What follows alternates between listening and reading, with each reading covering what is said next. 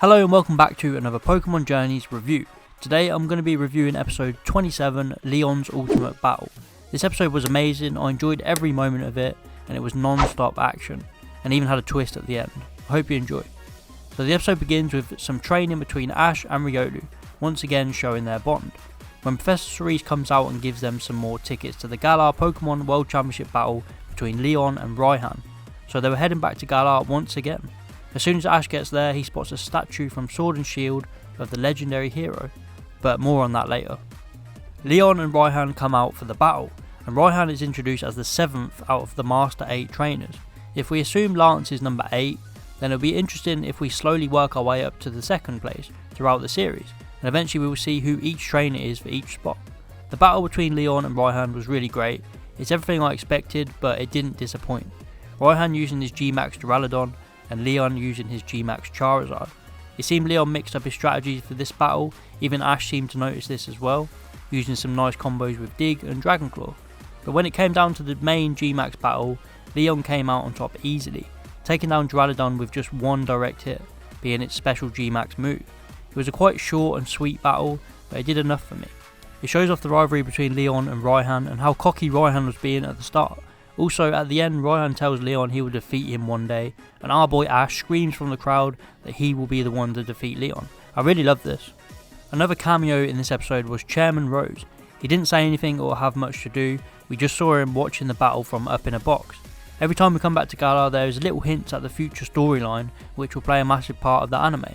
Last time we saw Eternatus, and this time we saw the hero statue and Chairman Rose. I'm really excited to see what they do with it. After the battle, Ash and Go back to the statue and are wondering what it is, and they meet Sonia, who explains all about the statue and the giant Pokemon that used to roam the Galar region. It was a great introduction for her because this is her whole story arc throughout the games, so it made perfect sense having her explain about the statue to Ash and Go. It could also be hinting at a possible storyline from the games, but with Ash and Go taking the place of Hop and the player character. After this, we hear about a wild Pokemon that is blocking people from crossing the bridge. So Ash and Go try to see what all the fuss is about, and it's a Galarian Farfetch'd. At first Go tries to capture it and he fails, so he decides to battle it with his own Farfetch'd. It was nice to see Go bringing out one of his Pokemon out and about with him, similar to Magikarp last episode.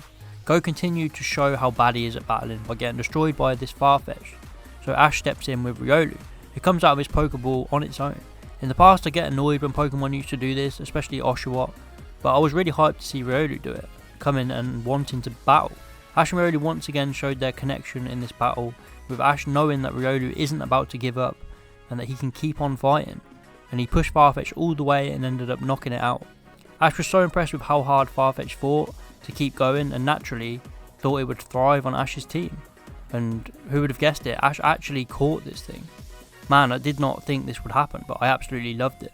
So Ash now has 2 fighting types on his team, and yes, it's quite questionable whether Ash will get Sobble or not, especially from the preview, but this capture was so well executed, and Ash now owns his first ever regional variant, and it fits his team perfectly, and one day he is bound to get a Farfetch'd. I can really see Farfetch'd being a training partner for Riolu, and Ash not keeping it for the whole series maybe. So that ended up the episode with Ash capturing Farfetch'd, and then we got a little hint of Sobble. You could see it camouflaged behind Ash and Go, teasing the next episode. This was just a really solid episode. I loved it from the start to the finish, and of course we could have had a bit more from Sonia and maybe some more Galar Pokemon, but it didn't really bother me. I thought this episode was perfect how it was. It was split into 2 halves with a massive surprise at the end. I'll give this episode a 9 out of 10. The preview for the next episode shows Sobble and Team Rocket, so there's going to be a conflict between Team Rocket maybe stealing Sobble and upsetting it, and with Ash and Go helping them out. It really looked like Go was going to bond with Sobble more than Ash from the previews. I'm hoping Ash catches it, but for him to get 2 Pokemon in a row would be insane. But either way, I'm happy. Ash got Farfetch'd, so if Go gets Sobble, it will still be fine by me. It just continues to show why this series is so unpredictable and anything can happen. We also saw more Pico, the one eating food from the trailer, so I'm guessing this is Marnie's, and that would be awesome to finally see her in the anime, and maybe even help out Ash with Team Rocket. I hope you enjoyed my review. Please let me know what your thoughts are on this episode down below. Like and subscribe if you did enjoy, and see you next time.